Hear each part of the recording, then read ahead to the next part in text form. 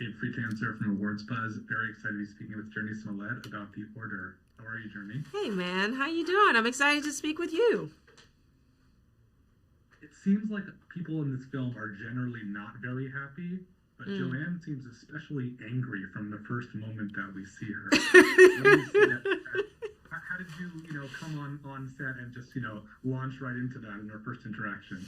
Is she in the bar with Husk? I think she's kind of giving him a little.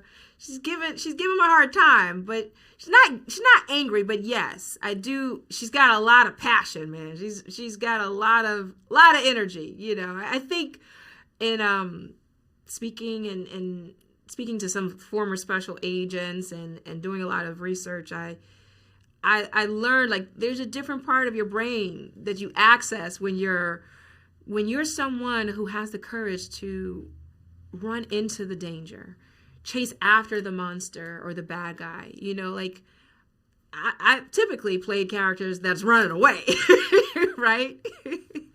So yeah, it was Carney. She's unlike anything I've really done before. Is the character based on any one agent or collection of agents, or just fictionalized for the story? Okay, fun fact. The character was originally written as a man. And, inspired by different agents from that time. But Justin reached out to my team and offered me the role.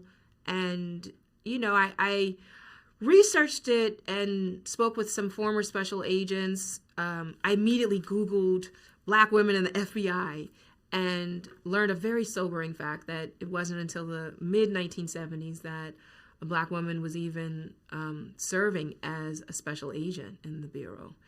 And so that really opened up my mind into a web of research, and opened up the world of Carney.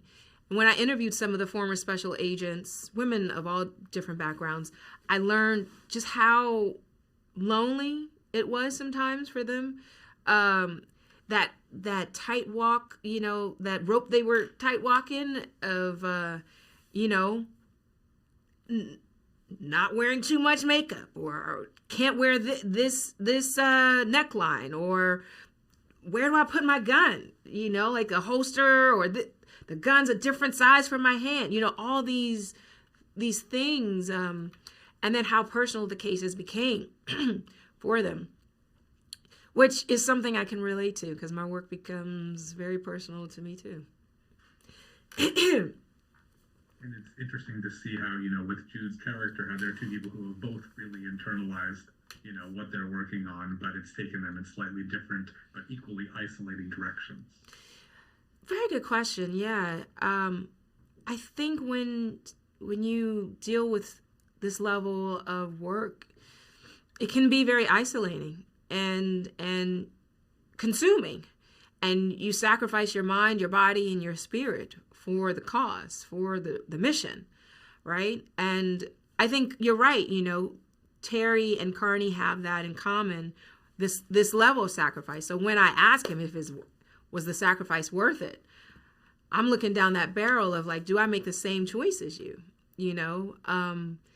And I loved finding that brother-sister camaraderie with Jude. He was a dream scene partner to work with, very generous. And we found that brother-sister camaraderie even off camera. Terry is Carney's mentor. She's his former mentee. She's risen in the ranks in the Bureau, kind of outranking him, and he's now coming to her for information, for access. She's enjoying this a little too much, this shift in the power, and we'll see that play out as we saw in the film. We see it play out in their power struggle that they have. There's definitely a little bit of humor to be found in their dynamic, but otherwise it's a pretty grim and grueling experience, just watching them as they go through this. What was the mood like on set? The first word that comes to mind was safe. Safe to explore, safe to try, and safe to fail, safe to succeed. Dealing with this this level of this heavy topic of, this domestic terrorism and bigotry, racism, anti-Semitism, I think you have to be in the sandbox with folks you trust and feel safe with. And I think the mood on set was we all felt safe to be used as vessels to let the story create through us. We're not as far away time-wise as you might think from the events of this film, but also I don't know how we're doing as a society. Did this feel like something that was firmly rooted in the past, or something that still might exist in our present? I mean, you tell me. Unfortunately, I think every person I've spoken to, it's resonating with them in the present. And Bob Matthews, his ideology, unfortunately, is still really, really, I hate using the word popular, but it's run rampant in a huge part of our nation. We have other citizens that still follow this doctrine, and so it wasn't invented by him.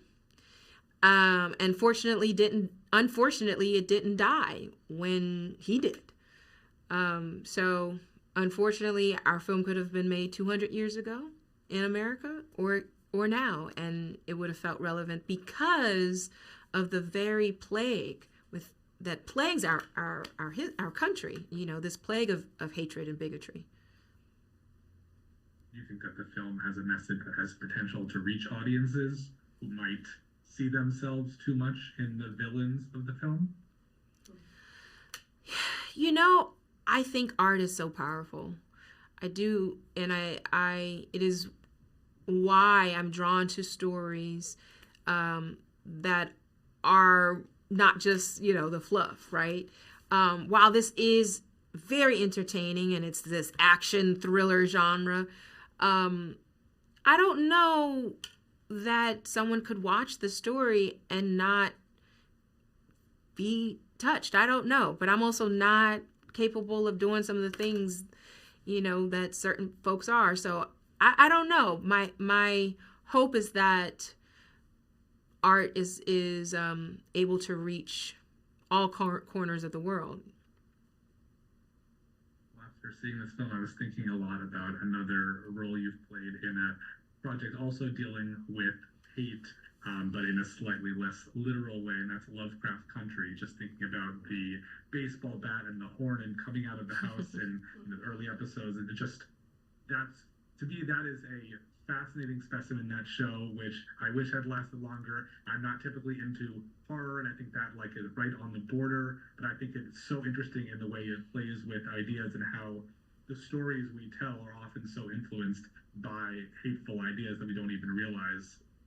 What kind of recollections do you have from that show, and if you had the opportunity, would you go back to make more of it? Oh, I loved playing Letty fucking Lewis. Are you kidding me?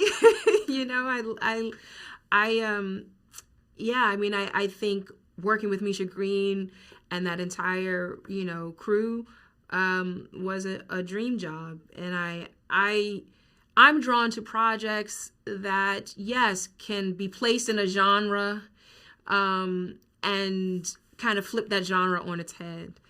And, I remember taking a storytelling class years ago, and they were talking about the job of a motif is essentially to take something that we're used to it meaning one thing in reality and flipping that on its head. And so I think Misha and the storytellers, did we lose him? The internet just did something weird. Oh no. Recording in progress. There we go. Oh. You froze. You said it was a dream job, and then I heard nothing. Oh yeah, it dropped. It cut you off, and now we got you back. Yeah, no, I was just saying it really was a dream job to be able to kind of flip the motif on its head, and flip that genre on its head a little bit, What do you look for in a role? Are there certain criteria you have and certain things that you want to be seeing when you're choosing something? Currently, I'm looking for challenges. I'm looking to work with filmmakers. I have a whole list of like bucket list filmmakers. Justin was actually on it. And I'm looking to work with collaborators that help me grow. I really am. I'm hungry to just do things I've never done and access parts of my instrument that might be dormant currently. I feel with Carney is a different part of my brain, as I was saying, to run into the monster, to run towards danger, would typically like Letty. It's like you're running away from the monster, right? And so yeah, I'm really just in this phase of I just want to do things I've never done. Can you tell me more about what appealed to you about Justin, his work?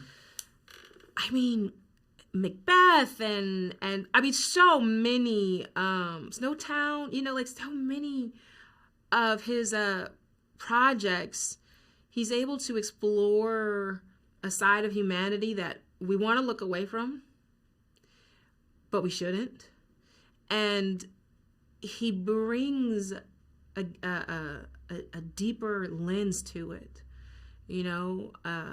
a depth that is not judgmental, but is truthful.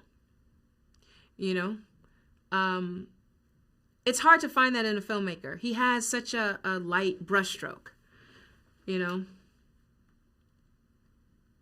this is Awards Buzz, and so I'm always interested in whoever I'm speaking to. If you've seen something recently, a film, a show, or performance that strikes you as particularly awards worthy. Oh, I've seen so much great stuff recently. I'm really, really excited about a lot of projects. I saw when I was at Toronto, we screened The Order there. I saw The Piano Lesson, and so excited about Malcolm as a filmmaker. I've known the family for so long, and just to see John David and Olivia, and I mean the whole crew. I'm really, really. I mean, that definitely feels awards worthy, whatever that means. You tell me. What does it mean? No, it's good. I think it's very subjective. I like asking that question and getting an answer I haven't gotten before, though. I'm hoping The Piano Lesson, I think, is really great. I'm hoping it's not too under the radar. I think Danielle is fantastic. John David is fantastic. And I'm hoping that it has a real explosion of popularity soon, because I also saw it in Toronto and haven't heard as much about it lately, but I want to get the word back out there. And it comes out soon, right? It comes out soon. I think so. It's Netflix, so you never know when it's, unlike the theatrical release for where we'll get to see The Order. Yeah. December 6th, only in theaters. Fantastic. Do you have any other projects lined up that you can preview? I was shooting all year long an Apple TV show that Dennis Lehane created, and it's myself and Taron Egerton and John Leguizamo and Greg Kinnear. And I play a troubled detective sent to a small town to investigate a series of arsons. And honestly, I think it's one of the most complex characters I've ever played. I'm very, very excited. Can't wait for you to see it. Would that detective get along with Carney? Interestingly enough, I think the research I did with Carney helped me understand the brain of Michelle. Very different, and very different moral trajectories. I'll say that. I'm looking forward to that. Thank you for all your thoughtful answers today, and good luck. Thank you.